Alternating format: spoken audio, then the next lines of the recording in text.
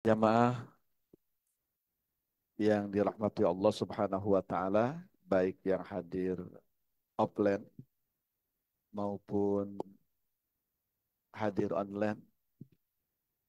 Di tengah-tengah kita juga ada orang tua kita, Prof. Ismudi.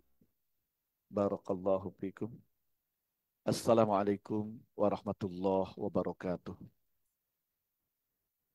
Alhamdulillah, sallallahu ala Rasulillah wa ala alihi wa sahabatihi wa tabi'ihi wa wala.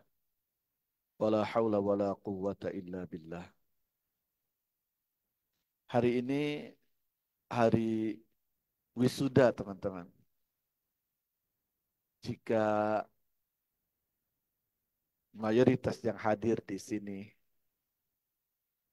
belum wisuda hari ini, salah satu doa yang kita panjatkan, semoga Allah berikan sehat, kuat, mudah, berkah teman-teman sekalian yang sedang menuju wisuda untuk sampai ke sana. Ya.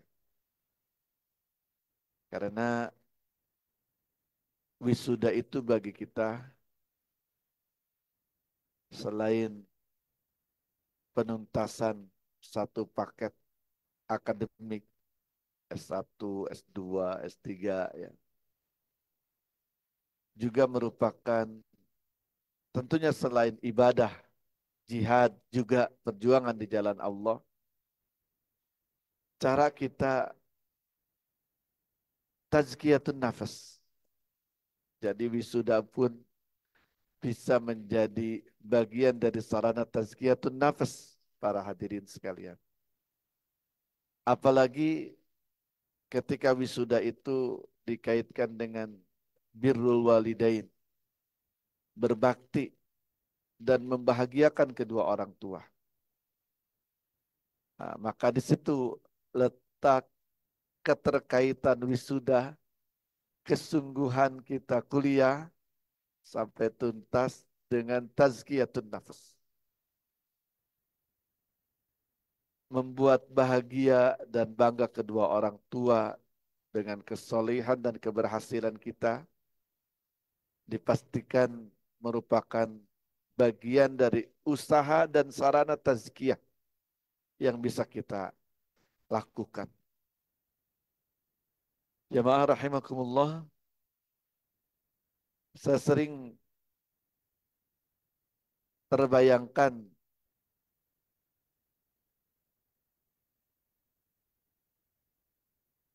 ketika wisuda dan mendengar berita tentang wisuda.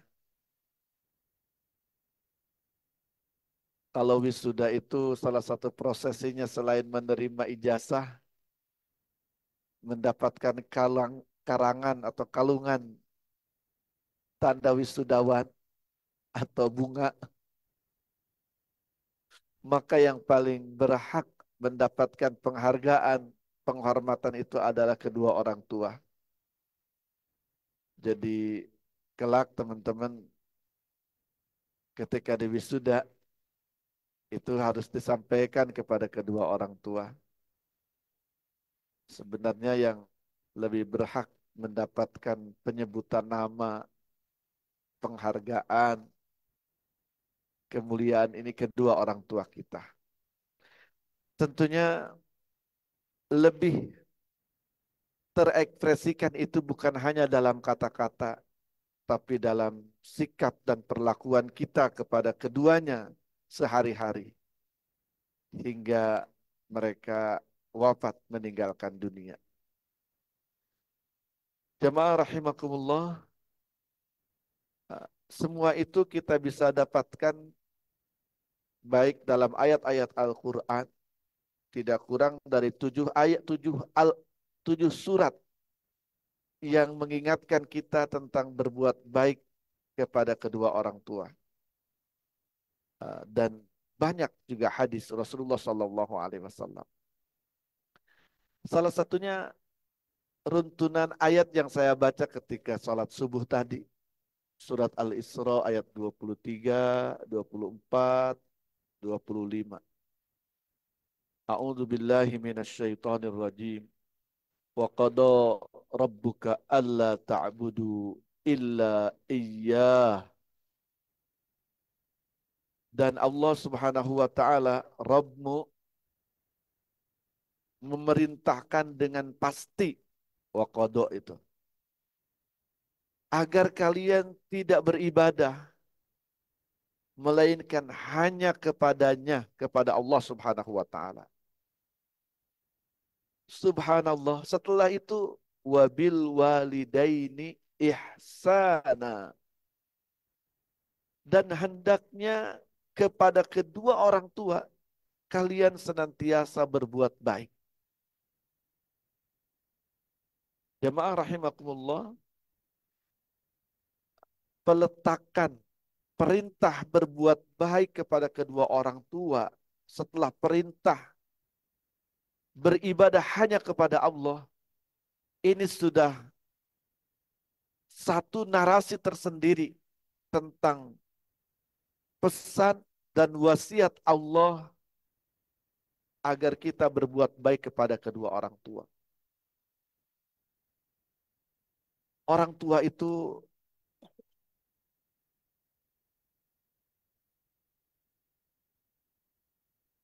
merupakan titipan, amanah dan wasiat Allah Subhanahu wa taala kepada kita,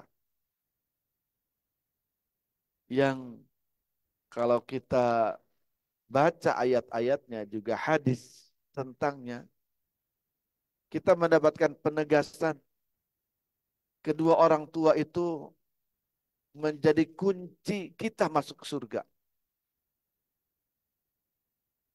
Jamaah rahimakumullah, ada hadis terkena sering dibacakan di bulan puasa atau menjelang bulan Ramadan ya. Ketika itu Rasulullah Shallallahu Alaihi Wasallam mau menyampaikan mauidhah hasanahnya, khutbahnya di atas mimbar Masjid Nabawi. Tiba-tiba terdengar mengatakan amin sampai 3 kali tanpa diketahui penyebab atau tanpa mendengar ada orang yang berkata-kata. Dan ketika baginda Rasulullah Shallallahu Alaihi Wasallam melihat sahabat-sahabatnya sedang menunggu penjelasan, keheranan, beliau menyampaikan, aku mendapati malaikat Jibril mengatakan, salah satunya, sungguh rugi seseorang, celaka seseorang yang berkesempatan hidup membersamai kedua orang tuanya sampai sepuh, sampai tua, namun kelak di surga, namun kelak di akhirat tidak masuk surga. Ini penegasan bahwa kedua orang tua itu yang akan menghantarkan kita masuk surga ketika kita melakukan kewajibannya, ketika kita birrul walidain. Jamaah rahimakumullah,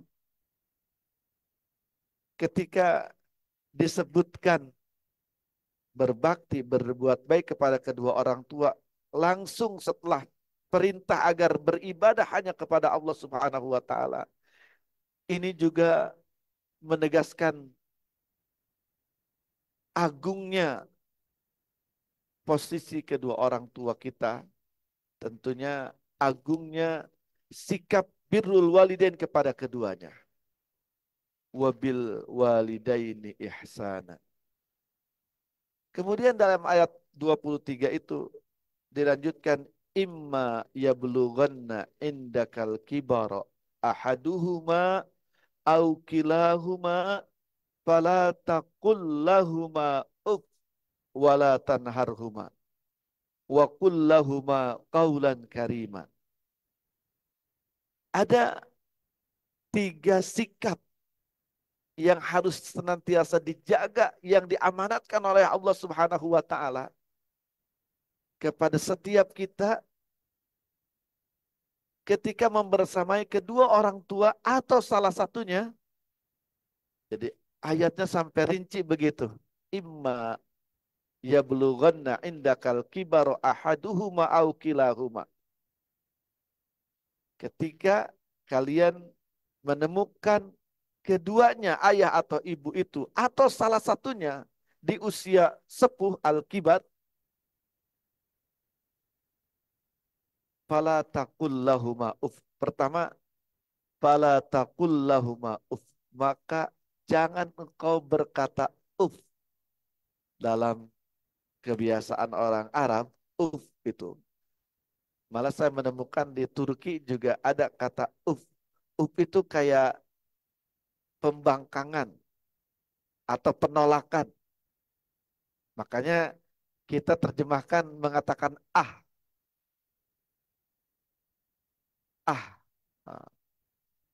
menolak, membangkang walaupun hanya dengan kata-kata. Dengan kata-kata saja sudah diwaspadai, sudah diwanti-wanti. Fala taqul lahuma uf. Apalagi dengan bahasa tubuh, memelototi, memarahi, apalagi dengan kekasaran yang lebih dari itu. Fala taqul lahuma uf. Ini yang pertama yang dititipkan oleh Allah. Ketika kita membersamai kedua orang tua dalam usia sudah sepuh. Wala tanharhuma. Kedua, jangan menghardik, memarahi mereka berdua. Teman-teman, konon kita dan sekarang mungkin di antara kita sudah memiliki orang tua yang sudah sepuh. Maksud saya kita juga akan seperti itu, teman-teman. Dan bagaimana kita pada saat sudah tua, sudah sepuh, sungguh bagaimana cara dan sikap kita kepada kedua orang tua ketika mereka sudah sepuh. Maksud saya bagaimana kita nanti diperlakukan oleh anak-anak kita, itu akan persis bagaimana kita memperlakukan kedua orang tua kita. Konon manusia itu kalau sudah sepuh, itu akan kembali uh, seperti masih kecil. Beberapa hal ya, dan mungkin tidak semua orang juga ada yang Allah Subhanahu wa taala jaga muruahnya ya, kehormatannya, haibahnya walaupun beliau sudah sepuh. Hanya secara umum memang manusia itu pertama Allah ciptakan dalam keadaan lemah, kemudian menguat sampai puncaknya konon usia 20 itu puncak pertumbuhan, nanti terus sampai 40 tahun, 41 itu sudah mulai turun tangga, menurun lagi. Kalau panjang usia sampai 60 tahun, itu sudah kembali melemah, melemah. Tapi tergantung perjalanan kehidupannya dari kecil, dari muda sampai sepuh itu. Bisa jadi juga masa tua itu puncak ketaatan seseorang, puncak ketakwaan, puncak ketenangan, kebahagiaan seseorang. Merasakan lebih fokus dekatnya dengan Allah Subhanahu wa taala. Tapi secara umum, secara fisik malah ada yang sampai kembali seperti anak-anak. Itu mungkin yang Allah Subhanahu wa taala pesankan. Wala tanharhuma. Jangan engkau hardik keduanya atau salah satunya. Jangan engkau marahi. Itu pesan keduanya. Wa kullahuma qaulan karima. dan selalu jaga untuk keduanya kata-kata yang mulia, kata-kata yang baik dan memuliakan, menenangkan, membahagiakan keduanya. Jemaah rahimakumullah, di ayat 24-nya Allah melanjutkan setelah 3 pesan. Nah, secara khusus menghadapi, menggauli kedua orang tua pada masa sudah sepuh. Kalau di ayat 24 itu kembali umum orang tua, tidak hanya khusus di waktu sepuh ya. Wakhfid lahuma janahadzulli minar rahmati wa qur rabbirhamhuma kama rabbayani shaghira. Wahfid lahuma janahadzulli, dan rendahkanlah bagi keduanya. Janah itu dalam bahasa Arab sayap, teman-teman. Sayap nih. Kalau kita tangan berarti. Jadi rendahkanlah tangan. Maksudnya diri kalian. Bahasa Arab itu, bahasa Al-Quran bisa sering kali menyebut satu, tapi yang dimaksud adalah keseluruhan. Yang disebut sayap, yang disebut tangan. Tapi yang dimaksud jiwa dan raga kita. Rendahkanlah kepada keduanya. Artinya berlaku sopan, memuliakan keduanya. Dan kenapa tangan yang disebut? Mungkin karena melalui tangan ini puncak ke puncak memuliakan atau merendahkan kedua orang tua ya. Orang kalau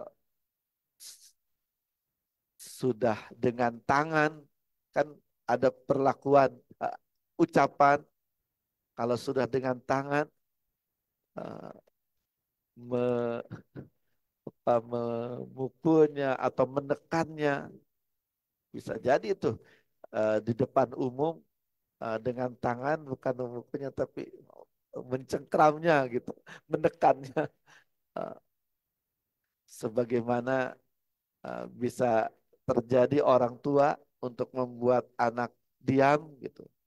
Mendiamkannya itu dengan tangan supaya tidak kelihatan di balik sarung atau di balik tirai, tapi menekan.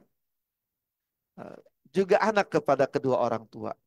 Tangan bisa jadi puncak sikap menghinakan, merendahkan, juga sikap memuliakan, menuntunnya, membimbingnya dengan tangan, memuliakannya, mengecupnya, ya, menciumnya. Uh, Al-Quran punya tujuan, punya punya pesan-pesan penting dalam setiap kata-katanya. Wahfid lahuma janahadzulli minar rahmah. Kesopanan, adab, sikap memuliakan itu tumbuh dari rasa sayang, rasa cinta kepada keduanya. Yang tergambar karena kita selalu ingat dalam doa wakur, ini di ayat berikutnya, wakur rabbirhamhuma ya Allah, ya Rabb, mohon sayangi, kasihi kedua orang tuaku kama rabbayani shaghira, sebagaimana mereka telah menumbuh suburkan, mendidik, membesarkan, menyayangiku sejak kecil. Jadi sambil mengingat jasa-jasa mereka. Jemaah rahimakumullah, kedua orang tua itu bisa rela menderita asalkan putra-putrinya bahagia. Bisa kurang makan, kurang minum, asal putra-putrinya bahagia. Bahkan tanpa diketahui oleh siapapun, dia melakukan itu. Nanti teman-teman muda akan terasa ketika punya istri dan anak-anak ya. Sekarang mungkin masih membayangkan saja. Saya memperhatikan jangan-jangan, jangan-jangan ibu kita itu banyak kali ya air kencing atau kotoran yang masuk ke dalam tubuhnya dari kita ya. Mereka itu sedang makan, sedang makan, anaknya nangis, mereka tinggalkan itu makanannya. Mereka bersihkan dulu. Ternyata nangisnya itu karena basah, karena pipis, atau bahkan buang air besar. Dibersihkan dulu dan kemudian kembali melanjutkan makan. Banyak lagi teman-teman bisa bisa membayangkan, dan itu juga cara yang Allah Subhanahu wa taala ajarkan ya di ayat 24 itu ketika mengajarkan doa kama rabbayani shaghira, sebagaimana keduanya mendidik menjagaku.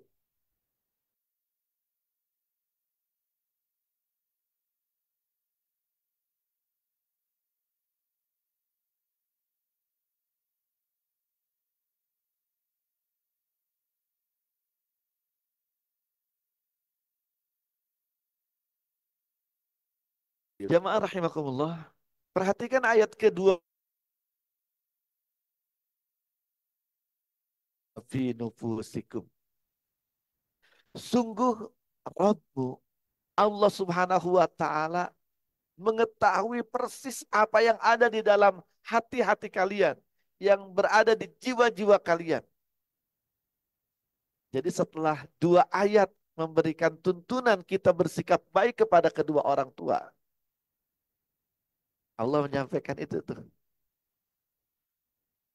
Maksudnya sebagai manusia bisa jadi kita berbuat dosa, bersikap yang tidak baik kepada kedua orang tua. Walaupun jangan dijadikan alasan, Allah juga memaklumi gitu. Allah juga mengetahui. Sebagai manusia bisa terjadi dalam kondisi tertentu kita bersuara agak keras di depan orang tua, atau malah pernah melakukan sikap yang menyakitinya. Rabbukum a'lamu bima fi nufusikum. Walaupun dalam ayat ini yang dimaksud sikap itu dalam hati, teman-teman. Jadi kita berusaha menjaga akhlak kepada kedua orang tua, memuliakannya.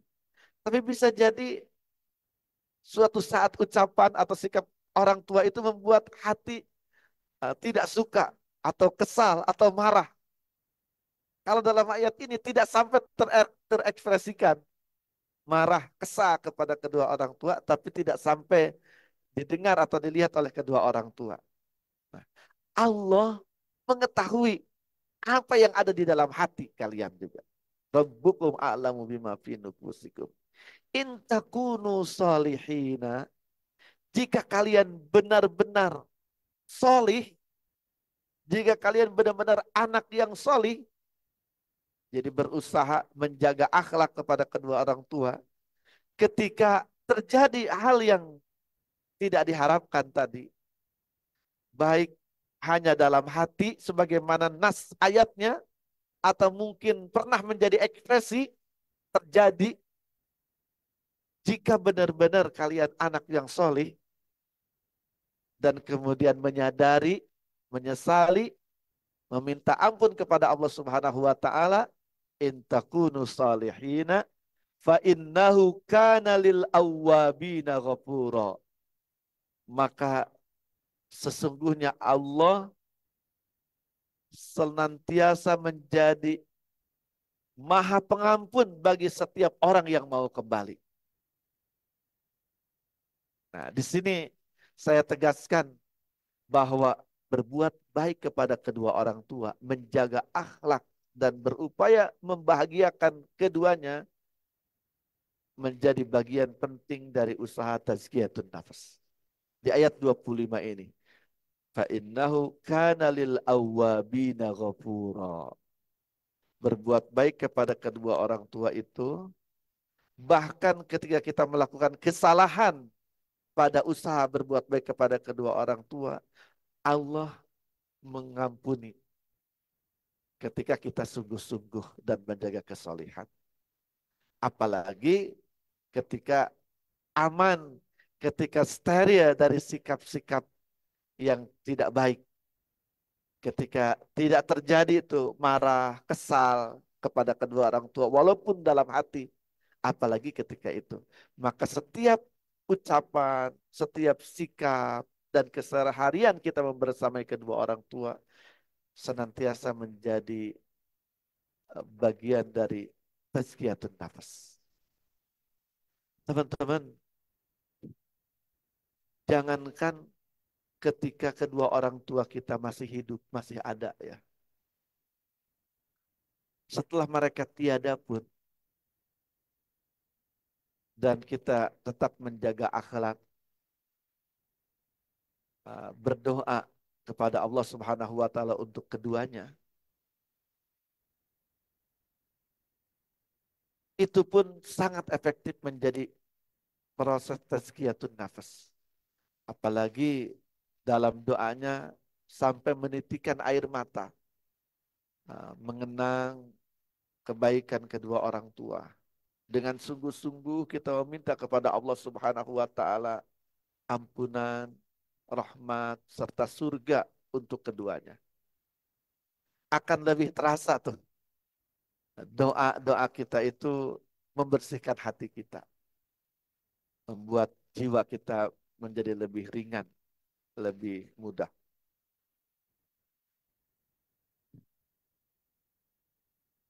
Terakhir, hari ini uh,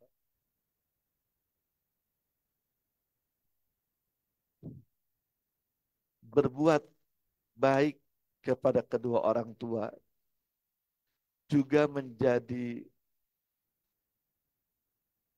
jaminan kesolihan kita.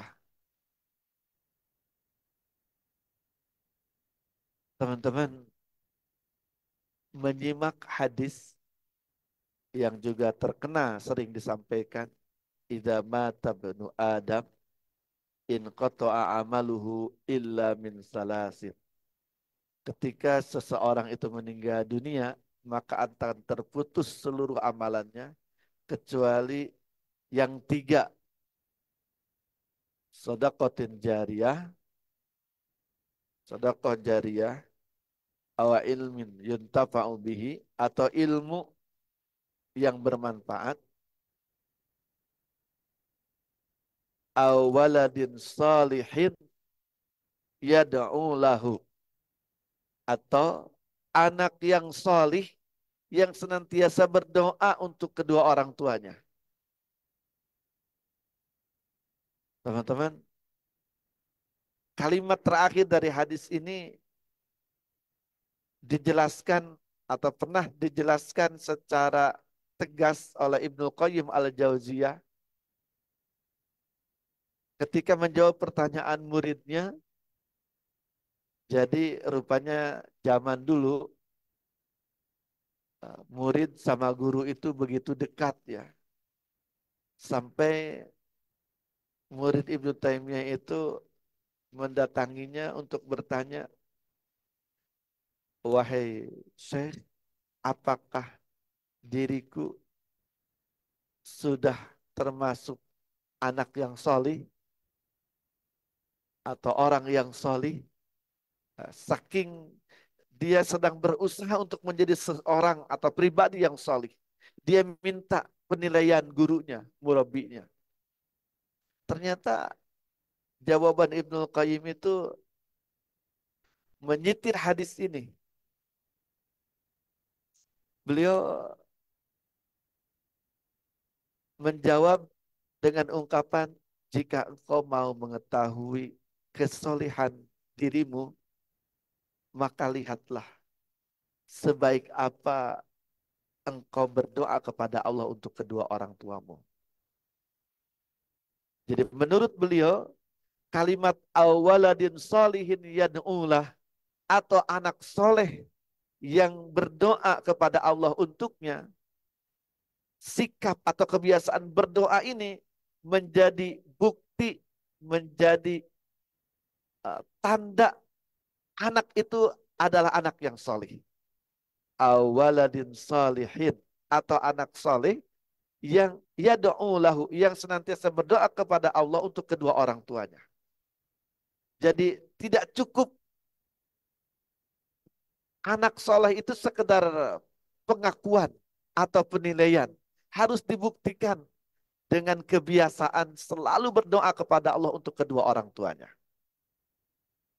Dan anak yang senantiasa berdoa untuk kedua orang tuanya, dipastikan juga dia pribadi yang senantiasa menjaga sikap birrul walidainnya. Ketika mereka kedua orang tua masih hidup di dunia, juga setelah mereka meninggal dunia. Hadirin jamaah rahimakumullah, semoga Allah rizkikan kita semua kesadaran, keyakinan bahwa kedua orang tua yang kita miliki adalah sosok mulia yang akan menghantarkan kita dengan sikap kita ke dalam surga, dan mereka berdua juga merupakan sarana utama luar biasa dalam usaha tazkiyatun nafas, membersihkan jiwa. Amin ya rabbal alamin. Wallahul muwaffiq ila aqwamit thariq. Wassalamualaikum warahmatullahi wabarakatuh. Waalaikumsalam warahmatullahi wabarakatuh. Alhamdulillah telah bersama kita dengarkan materi yang telah disampaikan oleh Ustadz. Eh, Mungkin ada beberapa dari teman-teman yang masih memiliki rasa kejanggalan sehingga ingin bertanya. Mungkin akan kami berikan sesi pertanyaan kepada jamaah yang ingin bertanya, mungkin bisa mengangkat tangan kemudian menyebutkan nama dan dari fakultas apa. Baik, dari Ikhwan, boleh.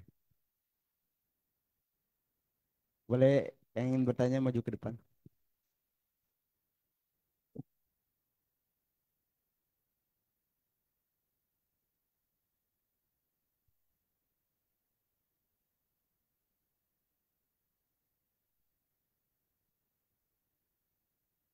Bismillahirrahmanirrahim. Assalamualaikum warahmatullahi wabarakatuh. Waalaikumsalam warahmatullahi Afwan wabarakatuh. Ustadz, izin bertanya. Tadi kan Ustadz sudah menjelaskan bagaimana birrul walidain Ustadz. Cuman bagaimana kasusnya apabila dari pihak orang tua tidak melaksanakan kewajiban terhadap anaknya? Apakah kita sebagai anak itu gugur kewajibannya Ustadz dalam melakukan birrul walidain Ustadz? Terima kasih. Baik, terima kasih Mas bertanya. Jadi pertanyaannya saya ulang, khawatir salah, khawatir saya salah memahaminya. Birrul walidain itu kan kewajiban, keniscayaan untuk setiap kita sebagai anak. Bagaimana dalam kasus orang tua yang tidak melakukan kewajibannya? Nah, kewajiban yang mana yang tidak dilakukannya? Kalau melahirkan, uh, boleh. Mungkin seperti tidak memberi nafkah atau mungkin dalam kasus yang lebih ekstrim membuangnya Ustadz gitu Ustadz. Jadi tidak mengasuh, tidak apa langsung membuang gitu. Masya Iya. Allah, di fenomena masyarakat hari ini ya, ada orang tua yang tidak peduli dengan anaknya, bahkan sampai dengan tega hati membuangnya. Ya. Bagi kita sebagai anak, jamaah rahimakumullah,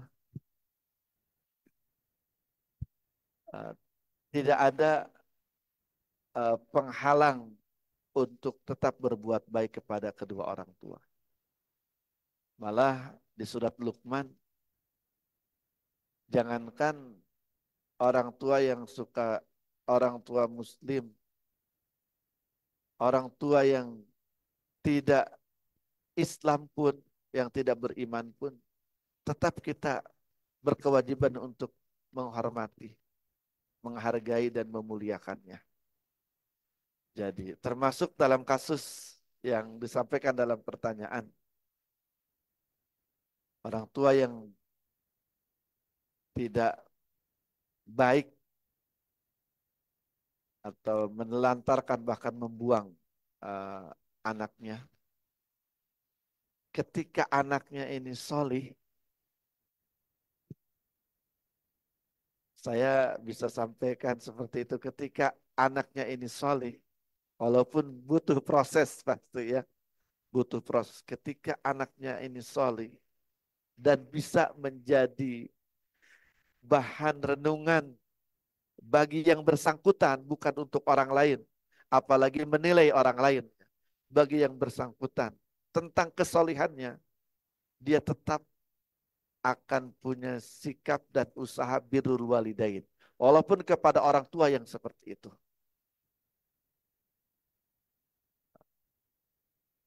Dan bisa jadi kesolihan anak yang seperti ini akan menjadi wasilah kesolihan orang tuanya yang dulu inkar, bahkan durjana, tega hati seperti tadi.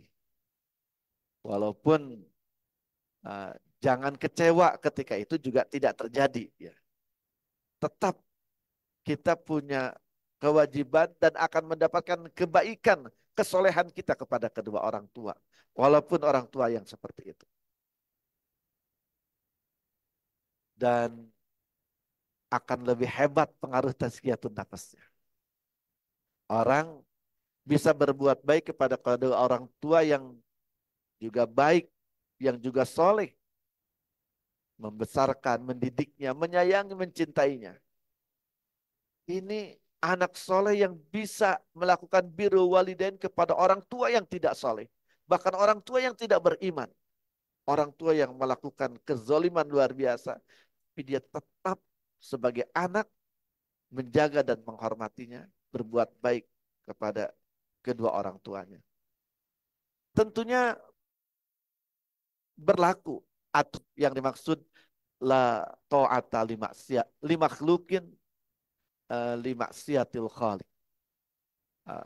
Yang dimaksud berbuat baik kepada kedua orang tua itu berbuat baik dalam koridor tidak sampai melakukan ketaatan atau berbuat baik kepada kedua orang tua tapi berdosa kepada Allah Subhanahu wa taala.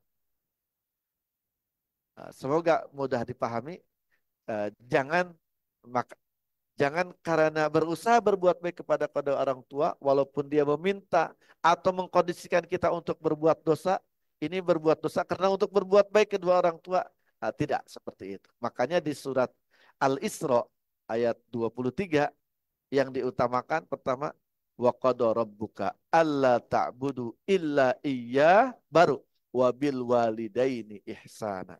Selagi berbuat baik kepada kedua orang tua, seburuk apapun orang tua itu, selagi berbuat baik kepada keduanya, tidak menggeser kepada kemaksiatan kepada Allah Subhanahu wa taala, itu tetap yang dianjurkan. Semoga Allah Subhanahu wa taala merizkikan kita semua kekuatan menjaga birrul walidain dalam semua kondisinya ya. Karena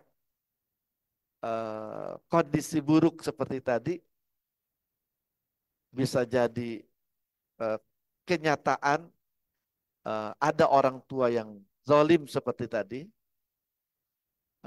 atau bisa juga karena komunikasi, karena zon juga yang belum clear, sehingga informasi yang datang, yang kita terima, yang membuat kita kesal atau marah kepada kedua orang tua. Atau maksud saya bisa juga karena emosi kita juga gitu, sehingga kita melihat orang tua yang tidak baik. Itu banyak hal. Namun walaupun beneran terjadi seperti itu, tetap kita diminta untuk menjaga birrul walidain dengan batasan-batasan tadi. Wallahu a'lam bishawab. Mangga, silakan kalau ada lagi. Baik, dari akhwat apakah ada yang ingin bertanya? Atau dari peserta online, jika ingin bertanya mungkin bisa melalui chat atau langsung on mic.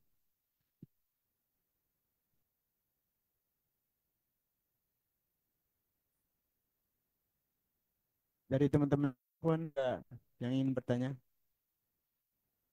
dipersilahkan.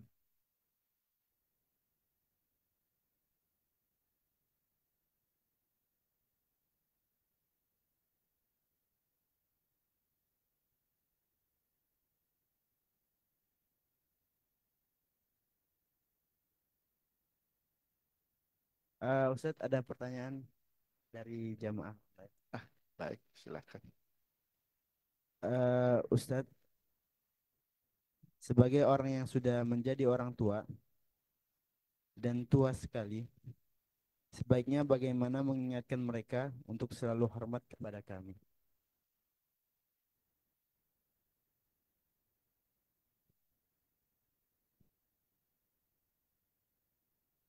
Sebagai orang tua yang bahkan sudah tua sekali, bagaimana cara mengingatkan mereka, anak-anaknya, agar menjaga sikap birrul walidain, agar bisa tetap hormat kepada kedua orang tuanya.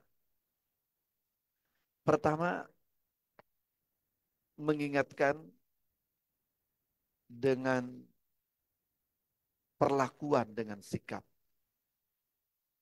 bahwa kedua orang tua itu sebagaimana dalam Al-Quran, sebagaimana dalam tuntunan agama, sayang, dan anak-anak itu disikapi sebagai amanah Allah Subhanahu wa taala. Jadi mengingatkan dengan ucapan dan perbuatan yang akan membuat mereka tersadar bahwa ayah, ibu itu sayang, cinta kepada kita. Uh, Sayang, cinta tanpa pamrih, sebagaimana orang tua yang tadi saya jelaskan di awal ya. Orang tua itu mendidik, membina kita. Dan itu terus ada, ketulusan, keikhlasan itu terus ada. Sampai kita sudah sepuh pun tetap seperti itu. Jadi birrul walidain ini sebenarnya antara isa dan iffah yang didasari oleh keimanan juga ya. Jadi uh, orang tua yang senantiasa menunaikan amanah sebagai orang tua yang mendidik, membesarkan putra-putrinya dengan penuh cinta, memberikan yang terbaik kepada keduanya. Itu dengan sendirinya akan mengingatkan anak-anak. Malah anak-anak itu kan ada darah kita, ada darah orang tua pada tubuh anak-anak itu. Jadi akan lebih cepat tuh. Jangankan kita berkata-kata, jangankan kita berbuat ya. Apalagi mengingatkannya dengan tegas. Baru ingat saja. Apalagi kalau ingatnya itu dengan doa. Jadi ini yang kedua, saya masuk ke cara mengingatkan yang kedua. Doakan mereka agar menjadi anak yang soleh. Makanya di surat Al-Ahqaf ada Al-Ahqaf 15 kalau nggak salah. Ada doa khusus untuk orang tua setelah usia 40 tahun. Itu jangan sampai tidak pernah berdoa kepada Allah dengan doa Rabbi auzi'ni an ashkura ni'mataka allati an'amta alayya wa ala walidayya wa an a'mala salihan tardah wa aslih li fi durriyati inni tubtu ilaika wa inni minal muslimin. Al-Ahqaf ayat 15 kalau tidak salah. Mohon yang buka ayatnya betul nggak Al-Ahqaf ayat 15 ya? Ingatkan saya. Itu untuk orang tua. Kita sebagai orang tua, jamaah rahimakumullah, nah, harus senantiasa berupaya dengan sepenuh jiwa raga menjaga kesolehan anak-anak, mendidik kesolehan anak-anak. Malah di ayat 15 itu dengan detail disebutkan sehingga ketika ia sampai usia 40 tahun gitu. Saya memahaminya orang tua kalau sampai usia 40 tahun belum pernah berdoa dengan doa itu, kacidating. Kacidating itu, wah, ayo segera lakukan gitu, doa itu. Maksudnya doa itu bukan doa diucapkan ketika usia 40 tahun saja. Tapi doa untuk kesolehan anak-anak disertai dengan usaha itu dari sedini mungkin. Nah, dalam Islam pendidikan anak-anak itu teman-teman ada menyebutkan sejak lahir, sejak usia 7 tahun, sejak kandungan 4 bulan. Malah kalau saya berpendapat pendidikan anak-anak itu dimulai sejak seorang bujangan berazam untuk menikah. Dari situ sudah dimulai pendidikan anak-anak. Dengan menunaikan arahan Rasulullah Sallallahu Alaihi Wasallam, takhayyaru linutafikum fa innal irqa dassas. Kalian harus hati-hati untuk memilih pasangan, suami atau istri. Karena watak itu mengalir. Itu modal pendidikan dan modal kesolehan anak-anak itu dimulai dari situ. Jadi kita memberikan ibu atau memberikan ayah terbaik untuk anak-anak kita. Itu salah satu awal penting proses pendidikan anak. Terus sejak dalam kandungan, proses pembuahan ya, proses hubungan suami istri kan diingatkan sampai ada adab-adabnya, ada doanya. Kalau tidak berdoa, minimal baca bismillah, artinya kalau sekedar pelampiasan nafsu, jangan salah jika setan pun akan hadir menyertainya dan kita ketika terjadi talqih pembuahan, terjadi pembuahan dan jadi anak gitu. Jangan heran jika unsur dan karakter setan juga uh, dominan pada anak itu.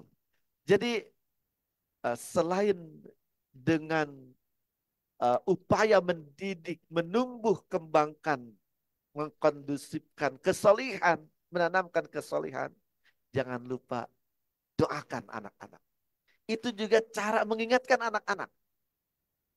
Malah sampai disasar, nanti sampai usia 40 tahun ada doa yang jangan sampai terlewatkan. Walaupun doa itu dibaca sedini mungkin juga. Tapi kalau 40 tahun juga belum, itu bisa ada hal yang tidak diinginkan. Doanya tadi, Rabbi auzi'ni, ya Allah mohon kenyangkan aku, puaskan aku untuk dapat bersyukur atas nikmat-nikmat-Mu. Jadi pertama tuh dalam doa itu kita harus bersyukur dengan apa yang ada. Dengan karunia Allah Subhanahu wa taala. Nikmat Rabbi auzi'ni an askura ni'mataka allati an'amta alayya, yang telah Engkau karuniakan kepada diriku, wa ala walidayya, dan kedua orang tuaku. Itu juga untuk mengingatkan sikap dan perlakuan kita untuk kepada kedua orang tua tuh, yang akan menentukan sikap putra-putri kita kepada kita. Wa ala walidayya wa an a'mala salihan tardahu, ya Allah mohon tolong aku untuk bisa beramal soleh, amalan soleh yang Engkau ridhoi. Wa aslih li fi dzurriyyati, ya Allah mohon solihkan, jaga kesolehan keturunanku. Jadi doanya itu untuk keturunan. Ketika berdoa itu bukan hanya anak, cucu, cicit, udeg-udeg, jangawareng, karawat galeng, 7 turunan. Jadi harus harus lapang dada. Wa aslih li fi dzurriyyati. Jangan terkecoh dengan satu orang atau satu sikap saja. Wa aslih li fi dzurriyyati. Kemudian inni tubtu ilaika. Inni tubtu ilaik. Ya Allah, sungguh aku bertobat kepadaku. Jadi uh, yang harus ada juga uh, bagian dari doa juga, dan harus ada dalam sikap kita sering beristighfar, bertobat atas kekurangan, kehilafan. Bisa jadi itu kita bertemu anak, kita orang tua meminta maaf kepada anak, itu akan mengingatkan anak tentang kesolehan anak yang harus dijaga kepada kita orang tuanya. Jadi maksud saya selain yang tadi, uh, uh, mungkin kita kan orang tua ketika mendengarai anak kurang berbakti kepada orang tua, nah, jadi bahan evaluasi dalam diri kita sampai kita meminta maaf kepada anak, itu akan luar biasa juga pengaruhnya. Apa titik baliknya ya? Kalau dengan baik kita melakukannya, anak bisa segera tersadar atas kesalahannya, kekurangannya, dan kembali dia memperlakukan kedua orang tuanya dengan semestinya. Inni tubtu ilaika wa ana minal muslimin. Dan memastikan diri sebagai seorang muslim yang kafah, yang senantiasa menjaga hak-hak Allah dan hak-hak manusia di lingkungan kita. Demikian untuk menjawab pertanyaan terakhir tadi. Jadi, Makasih Pak Ustadz. hubungan kedua orang tua dengan putra-putrinya ini rupanya hubungan khusus dan mujawabah ya, interaktif antara keduanya. Juga sebab akibat yang ketika kita tulus, akhirnya kita itu hanya kepada Allah Subhanahu wa taala bergantung. Baik orang tua, baik anak, hanya Allah yang tidak akan membuat kita kecewa. Kalau orang tua atau anak, karena mereka manusia, semua yang dimilikinya tidak pernah lebih dari karunia Allah yang harus disyukuri, amanah yang harus dijaga, dan semuanya terbatas. Kita tidak akan terpuaskan. Wallahu a'lam bishawab.